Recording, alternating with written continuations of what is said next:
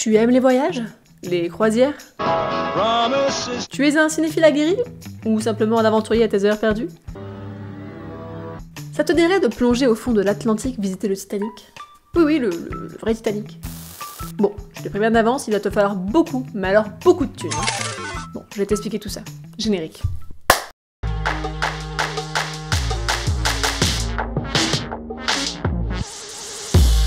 Aujourd'hui, nous allons parler du Titanic. Non pas ce film à petit budget. Je suis le maître du monde! Qui a connu un succès mitigé, dirons-nous.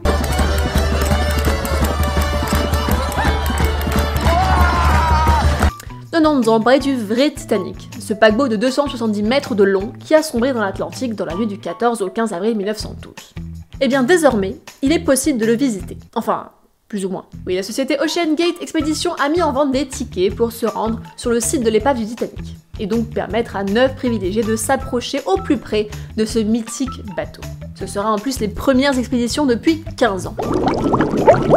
Bon, vous imaginez bien qu'ils vont pas vous lâcher au fond de l'eau avec un masque et un tuba. Non, bien sûr, les descentes se feront à bord d'un sous-marin appelé Titan. Bon, ils se sont pas trop cassés la tête pour le nom, hein, Titanic, Titan... Bon, voilà. Mais alors, pourquoi faire ces expéditions maintenant? Mais parce qu'il y a actuellement une bactérie appelée Alomonas titanicae qui ronge l'épave au rythme de 600 kg par jour. Donc si les calculs sont justes, d'ici 40 ans, plus de Titanic. Comme quoi, un truc minuscule, hein, ça peut foutre un bordel. Le seul souci actuellement pour Ocean Gate, c'est qu'il y a désormais un traité qui existe entre le Royaume-Uni et les États-Unis depuis janvier 2020 qui permet aux deux pays d'accorder ou de refuser l'accès à l'épave ou d'en retirer en fait des objets. Donc de protéger le Titanic des voyages touristiques en tout genre qui pourraient ruiner le site. Mais ils sont pas cons.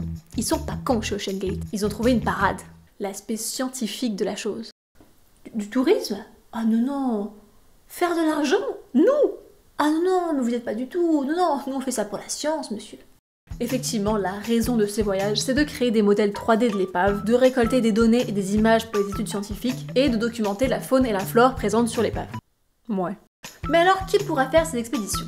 Des tests préliminaires sont à passer pour déterminer les scientifiques citoyens, qui les appellent, qui pourront faire l'expédition. En effet, Monsieur Rush, le président de la société, explique que la dynamique de groupe est très importante et qu'il recherche des gens flexibles car les horaires sont susceptibles de changer en fonction de la météo, etc. Il dit aussi qu'il ne veut pas de personnes qui aient l'habitude de se faire caresser dans le sens du poil. On arrive enfin au sujet du prix. Et pas n'importe quel prix. 125 000 $, soit l'équivalent de 102 000 €. Mais alors qu'avons-nous pour ce prix? Vous aurez un voyage de 8 jours, au cours duquel, pendant les 2 premiers jours, les passagers recevront un briefing sur l'histoire du Titanic, autrement dit, ils vont sûrement se remater le film, et ceux qui le souhaitent pourront assister les équipes à préparer les descentes. Suivront ensuite du 3e au 6e jour, les fameuses descentes, par groupe de 3, accompagnés d'un scientifique et d'un pilote, qui dureront entre 6 et 8 heures, et les passagers pourront aider le scientifique dans ses relevés. Vous aurez également droit à une cabine privée, mais une seule salle de bain pour tout le monde. À toi!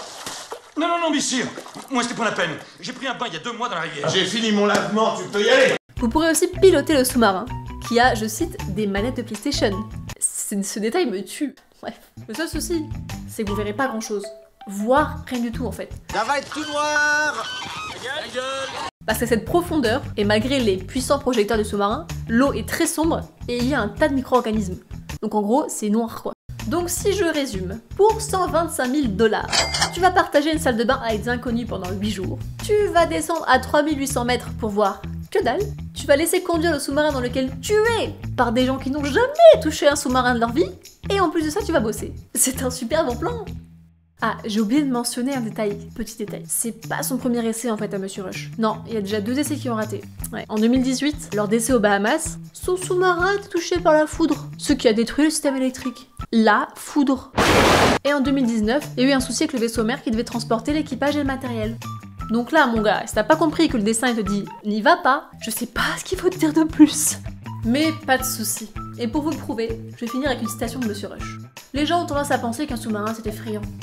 Mais c'est un navire sous pression et on peut s'agir de plein de façons différentes et remonter tranquillement à la surface. Ça fait 35 ans qu'il n'y a pas eu de blessure grave dans un sous-marin. C'est effrayant mais c'est très sûr. Merci d'avoir regardé cette vidéo. Si elle t'a plu, n'hésite pas à la liker. Tu peux me dire aussi en commentaire si tu aimerais faire ce genre d'expédition. Voilà, si on avait les moyens, est-ce que tu serais prêt à faire ce genre d'aventure? Tu peux aussi t'abonner à ma chaîne et cliquer sur la cloche pour recevoir toutes mes futures vidéos. À bientôt!